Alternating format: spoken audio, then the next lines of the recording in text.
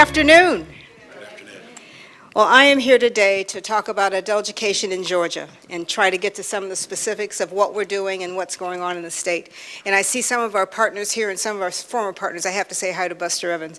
He has been a fantastic partner with us when he was in corrections, and corrections has done truly well in terms of the partnership we have. And I think as we talk, you'll see the importance of that partnership and what it means. So, a few quotes on adult education, and I'm not going to spend a lot of time on these, but the first one goes back to Benjamin Disraeli, and this is how long this has been an issue, when he said, "On the education of a people of this country, the fate of the country depends." And I think when we try and hone that in and talk about Georgia, the education of our citizens of Georgia really is the root of what our fate is in terms of workforce, in terms of our children, in terms of the future, in terms of where we're going. I'm going to skip down, so I'm not reading these to you, and go to the last quote by Aristotle. And I think you'll see we talk about adult education being a business imperative, a community imperative, a family imperative, and most important, personal survival. When we talk about, and Aristotle said, the educated differ from the uneducated as much as the living from the dead.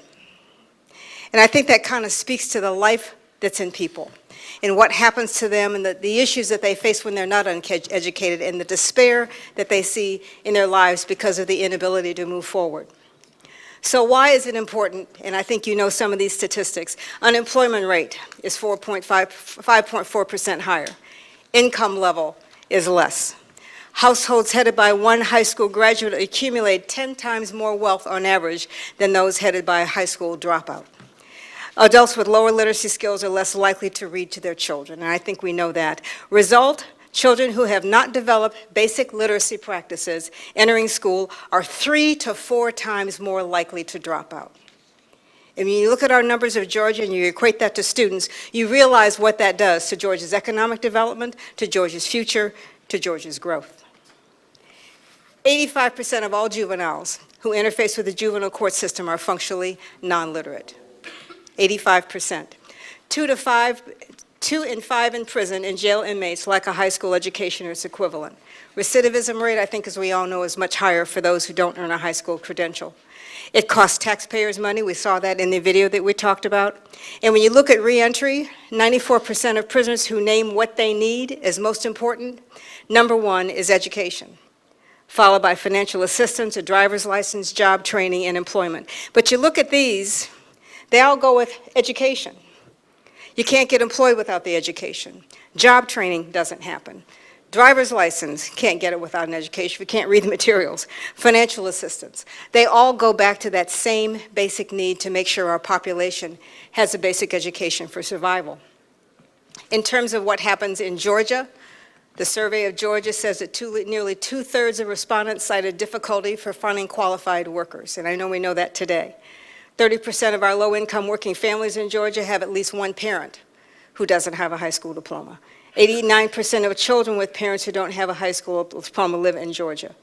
And you see the issue in terms of the number of inmates. The most important factor on this last one is that 23% of students with incarcerated fathers are suspended from school. The tie again to what it does for our future. I'm not going to read this whole quote. Johnny Isaacson had asked me a couple years ago to come and testify before the Senate, the U.S. Senate Committee, the Help Committee, as they were formulating the WIOA law. And as he asked me to do that, and I asked him what he wanted, he said, "I need you to explain to this committee who's formulating the law the things that you think are really significant that we need to know about adult education." And there's a stereotype that I told Johnny I really wanted to address, and the stereotype's in the middle. Why are people uneducated? And who are the uneducated? And the stereotype tells us one thing, but reality really says something else. Life happens to people. They don't necessarily drop out on purpose. Something has happened in their lives to cause them to be in the spot they're in. So the notion of they've had one chance, they lacked that chance, we shouldn't give them another chance, really should go by the wayside. They might have had to be the breadwinner in their household because their parents lost their jobs and they're the only ones that can work, so they had to leave school. They come from a long history of people who aren't educated and they're doing fine. So as you can say, we did fine without an education, so you're okay. You can leave school and come and help the family out.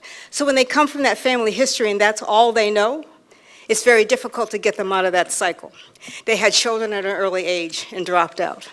They worked in a factory, mill, agriculture somewhere where the plant left, and I know we hear this story a lot, especially in Georgia. They didn't need to read or write to do what they did in that plant, but the plant's retooled. And let's take a look at the Kia plant. I think if you see that. You know, in the old days, when I was growing up, you put cars together by hand, you welded them by hand. Robots do all that today.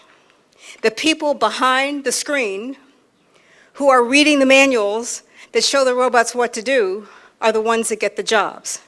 So trying to do those jobs without an education is impossible. So where we've lost jobs or plants have retooled, then those people who didn't have to have that high school degree now have to have it to do the same job. And so they're in our workforce, and they're out there in terms of those who are unable to find a job. In other words, many of the dropouts we have are able-bodied citizens who could do productive work if, in fact, they had the education that's needed. But they are the ones, and we'll talk about this in a minute, who really don't want to admit that they have that skill missing. They really can't. They're proud because of what they've done and how they raised their family and the good money, as we call it, that they made, that they can no longer make, and they now have to admit to their family they can't find another job because of the education that they don't have. Getting them back into a classroom is really rather tough. So we'll talk about that. In fiscal year 16, we served a little over 42,000 students in our program out of the 1.1 million. Now the good news you could say is that we have job security. I'd rather not have this ratio and be able to find something else to do than to try and deal with the problem that we have in terms of how many citizens we have in the state of Georgia that don't have a high school diploma. We're really up there in the top 10 or 15 in the country in terms of illiteracy, and that is not where Georgia wants to be or to stay. 67% of those students, of those citizens, are between the ages of 19 and 44. So they are career and college-age citizens. According to the law with our adult education grant, who can participate? They have to be 16 years or older. I wish we could change that to let them not drop out of school until they're 18, but they can go. They are not enrolled in a secondary program anywhere, and they meet these criteria. They have a basic skills deficiency. They don't have a high school diploma that's recognized or its equivalent. They have a high school plus degree, but they need a remediation. We had a little bet in the office, one of my managers and I, in terms of how many students we had that had high school, that had college degrees. I said it can't be that many. We have in our program today 10,000 students who have a college degree or greater is sitting in our adult education classes, because they don't have some of the basic skills for literacy, not just reading and writing, but other types of literacy that they need to do the jobs they have. And so they come back. Or they're English language learners who have a degree but can't find a job here. So we have a variety. And that's the other category that we have. Anybody who is homeschooled has to get a GED. So a lot of our students that we get are students that are homeschooled, that have dropped out of school. Their parents decided they wanted to teach them at home. They were bullied at school, and so they went to a homeschool environment. And they are also part of our student population. The money that we have to fund what we do, we have $18.5 million in federal funds, $16.4 from the state. We do get donations, and I didn't put a specific number on here because it varies from year to year, but the monies we get come from grants, come from our certified literate community programs, and we have several of our best programs sitting in the room today at Columbus Tech and here with Sandy Parker. They come from Dollar General grants, and Dollar General does a fantastic job of giving grants. So if you go in a Dollar General store and they have some cookies in there that say support literacy on the cookie box, all that money goes to literacy. But they do a great job of giving us money in terms to our programs. In terms of allowable expenses, what can we pay for? We can pay for direct education and instruction. We can't pay for GED.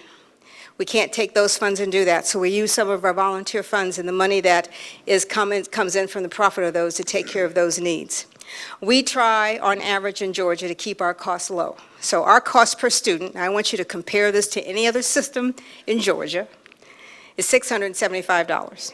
On average, it's $675 a year is what our cost per student is in Georgia for our students. We are in a diverse group of people. A lot of people think adult education and TCSG are the same, but they are not. TCSG is the federal grant holder for the dollars. Our office, which sits in the TCSG system office, actually gives grant dollars to any eligible applicant who applies who is successful in receiving that grant. And we just went through the grant process. So right now, all 22 TCSG colleges have the grant. And that's of 2 years ago. It was before that some had not applied for it, but they all have the grant now. We are in 3 school systems: the Cobb County School System, the Clayton County School System, and the Atlanta Public School System. We're in 5 community-based organizations around the city. And we have a new grantee this year. We're in one housing authority, the Northwest Georgia Public Housing Authority. We are all over the state. We cover all 159 counties at 450 plus spots. And I know we have somebody here from the library system. 24 of those locations are in the library system.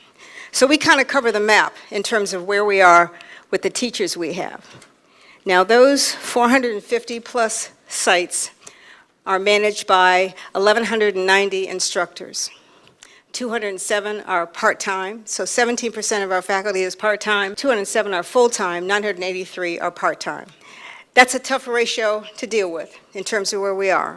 But I have to tell you, when you look at our numbers, and we've got some of our program administrators here, our part-time people do a fantastic job. Our higher numbers really are with those that are part-time with us. They do an excellent job because they're dedicated to the time they're in. We have to have classes morning, noon, and night. So we have most of our classes in the morning and in the evening. During the middle of the day, the population of students that are with us isn't as great. So you have to find people who are willing to go out in the evening and teach classes, because people work.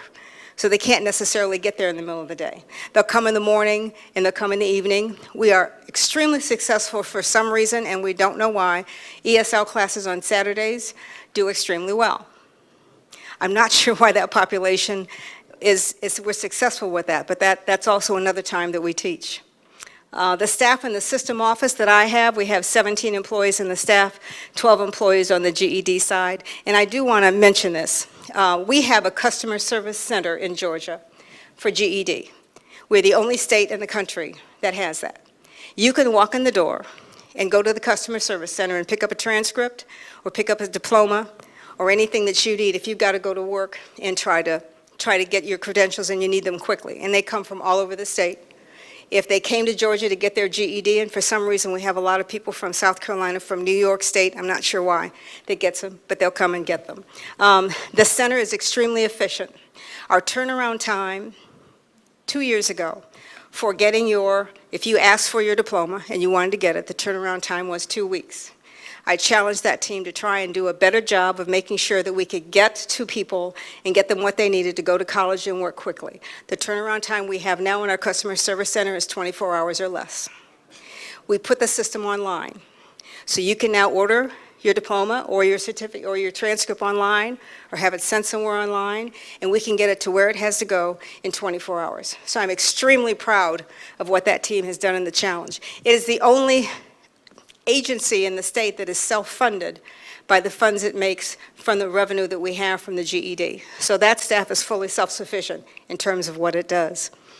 Georgia's adult education system 5 years ago was in the bottom quartile in the country.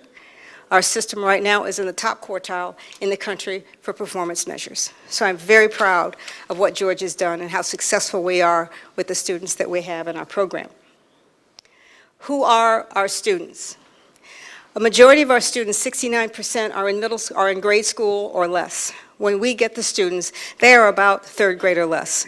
So a lot of who we have is at that level. And people ask us all the time, you're not turning out enough GEDs. You know, why can't you get those people in and out of there? Mainly because those people start with us in the first through the third grade. So if they're starting that low and they're trying to get a high school diploma, which literally is a high school diploma, it takes a little bit of time. For those students we have that are at the upper level in high school, the 8%, on average, we're able to get those students in and out in 12 to 18 months. Some quicker than that. If they're also dually enrolled as college students, and I'll talk about that in a minute, and some of our students are. We do have students that are dually enrolled. They're able to not only get their GED, but certificates in a very short period of time and go to work. 23% of the students we have are ESL students. The student composition you can see there. A majority of our students, you'll notice, are between 19 and 44. There is a stereotype that 60-year-olds, we get the students who want to come in, grandmas who want to read to their grandchildren and read that Bible. We have very, very few of those. If you look at these numbers and you see how large it's growing, a large part of our population are younger people. More and more of our population are between the ages of 16 and 24 because they're dropping out of school on a more regular basis. So our goal partially is to work with you all to keep them in, to make sure they're excited about education so that we don't have to see them in our programs. And about 3,400 of the students we have are institutionalized. Our goal is to make them workforce ready or college and career ready, regardless of when they come in. So we start with, and we're going to get to that in a second, career awareness when they first walk in the door. All of our programs have someone called a transition coordinator, and their intent is the minute they walk in, our intent is to transition them out into the workforce or into college or careers so that they can move with us. So this is our target population. Now this is not who we have in our programs. This is not that 40 to 50,000. This is the 1.1 million that we deal with in Georgia in terms of who they are. So you can see by race and gender who is out there that we're trying to reach. The largest majority of low literate population in Georgia is white males. The most literate population in Georgia is black females. So when we're looking to try to target our audience, and we had a study done by University of Georgia, who is our research partner, our board of directors wanted us to try and figure out who do you need to target, and can we find some kind of celebrity figure to try and target that population. This is kind of where stereotypes come in. So we talked in the meeting and they talked about, can we get Beyonce? She just got her GED. Surely we can get some rapper, he's got his GED. So we had the study done, and I came back to present the study, and I said, well, I'm either going to have to find somebody from NASCAR or a country music singer because that's not our target population. We really got to make sure we're hitting the target population of those people who, and a lot of them are displaced workers, so that we can actually make a difference in Georgia. The stereotype fits Atlanta, but when you leave the city, you move outside of the city itself, we really have to get at that white male population in terms of making sure we get them in the workforce. But that's also the most difficult population to convince that they need to go back to school. So it makes it very tough. We wanted to get real numbers in terms of where they are. So we asked UGA to do a study for us, to take a look at Georgia's population in terms of what the census says. And we can get that data in terms of who really is our target audience so we can figure out how to try to reach them best. So this came from an international survey of adult skills. The study over here also actually came from the Census Bureau, the census information that we had from the last census. So when we look at the real numbers in Georgia to find out where do we need to target, who do we need to get to, this gives us a good picture of where we stand. You'll see what we know about what we need you to know about adult education in Georgia. Over 10,000 students in Georgia received a GED. We hit a record and passed a mark. We are very excited about that fact. This is a test that people thought nobody could pass, that we'd have difficulty with, but we hit that 10,000 mark a little earlier this year. So we're real pleased. In 1 year's period of time, we had over 10,000 graduates. In the system, the correction system, we had a large number of graduates as well, so we're real glad to add that to that number. Accelerating opportunity, and I'm going to talk about that real quickly for a minute, means that we have students dually enrolled in adult education and working on their GED and in college at the same time. The surprising mark was of the 800 of the students we had in the program, 877 credentials were earned, 655 degrees earned, and 603 GEDs were earned. All of them were hired. This is a picture of an adult ed student in a college class, and these are people from various businesses across the state. So we know now that we can take a student who's at the 6th grade level, put them in college, and put them in getting their GEDs at the same time, and they're able to get a certificate or degree because they're motivated, because they have a support system from the CLCPs, because they have those people around them. And we know this is going to work with Dev Ed students as well. With the right motivation and seeing the light at the end of the tunnel in 12 months or 18 months makes a huge difference in terms of what people are able to achieve. Accelerating Opportunity is a program, and we trialed it in 8 of our colleges and getting ready to expand it, where we try and put these students in classes dually. The biggest challenge we had with this was that people were getting their certificates and degrees before they finished their GED, and employers wanted to hire them. So we had to say, because they were more afraid of the GED than they were going to college, getting a certificate. So once we were able to prove to them that the capacity was there, the environment had to be right, then we're able to get there. And this is how we think we're going to be able to get to the populations we haven't been able to reach, because they'll be able to see their approach and see that they can do something quicker. And that's just a model of how this works in terms of dual enrollment. These are some of the successes we had with those students. All of our Accelerating Opportunity students, these students who didn't have a high school diploma, did better on the compass than somebody who was in college. The compass is the PASS test, the ACT test. We had one program in patient care where everybody in the class learned a 4.0. So when you look at what a student can do, we have one GED student who in Athens Tech is now running a plant there within a 2-year period of time. We have been written up in U.S. World Report and in local magazines for the success of this program and how well we're able to do this. We were the only program in the country to actually trial this with actual people who did not have a high school diploma, and were successful with it. Here's a picture of Georgia, and I think this is a really good story. If you look here, this is the red map. We call it the red map. These are all the places several years ago. Well, this is the map we used 2 years ago, where people did not have a high school diploma. There were 30 counties where that took the place. This is today's map in terms of where we are. We have been able to be successful in reducing the number of red counties from 30 to 13 in terms of what we're able to do with adult education and making sure our folks are getting what they need to with a high school diploma. The Certified Literate Community Program, and I'm going to wrap it up, you all know about in terms of support mechanism. It truly is a support that's private and public partnership, working with us in partnership to try and help us reach those we need to reach. We can't provide the wraparound services. We just don't have the capacity. But our CLCPs can, and other community-based organizations can help us with that. That and motivation is what helps the students succeed and be able to stay in the programs. And here's a little bit about the CLCPs.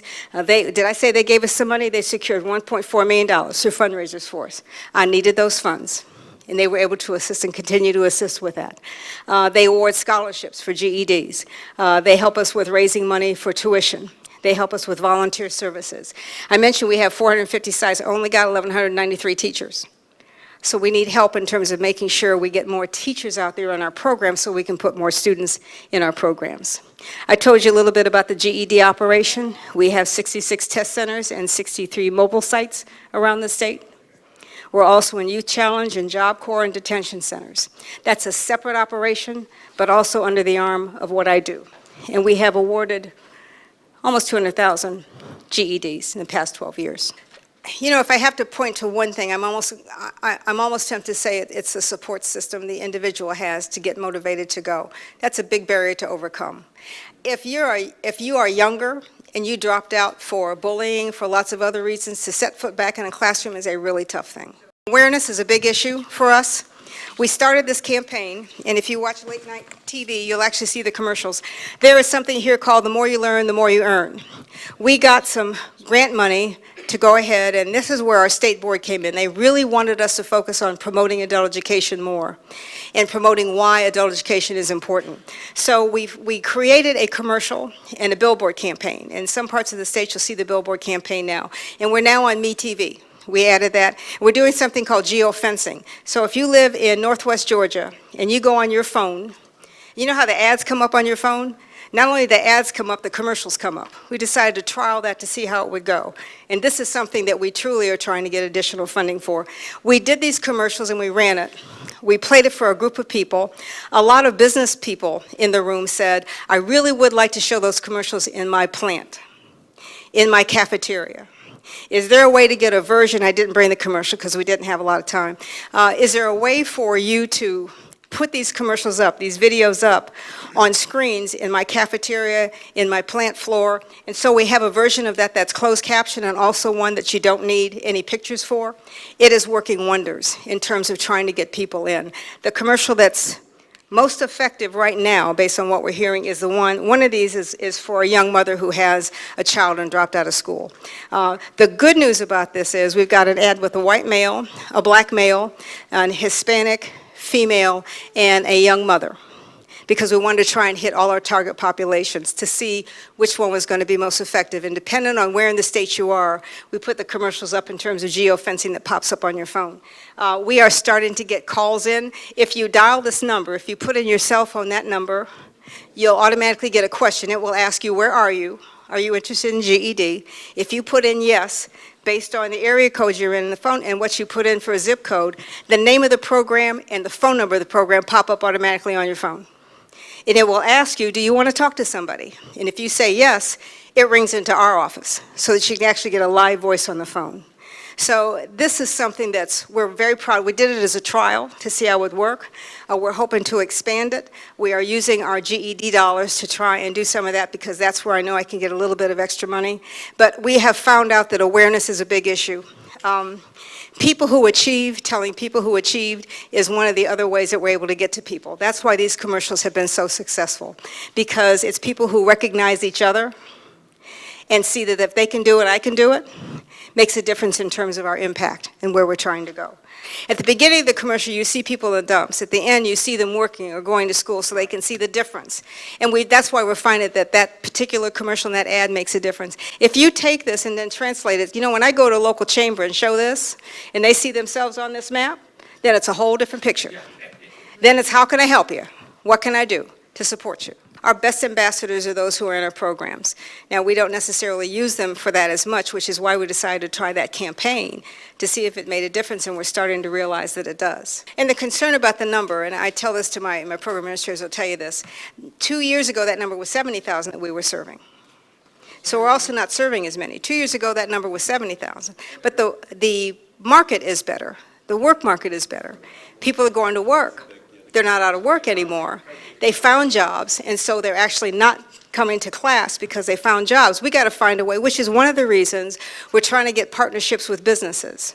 Last year, Georgia put a tax incentive in for business, which is critical for us. It's a greater one than they had before. So if one of the things we're working on as we go into WIOA, WIOA and the partnership we're having with businesses is critical to us. Because if we can get the business community to teach, even on their sites, we'll help them with that in terms of making sure the people they have are there. I'm doing something exciting right now, and I'm going to end with this. I know the airport is a huge city.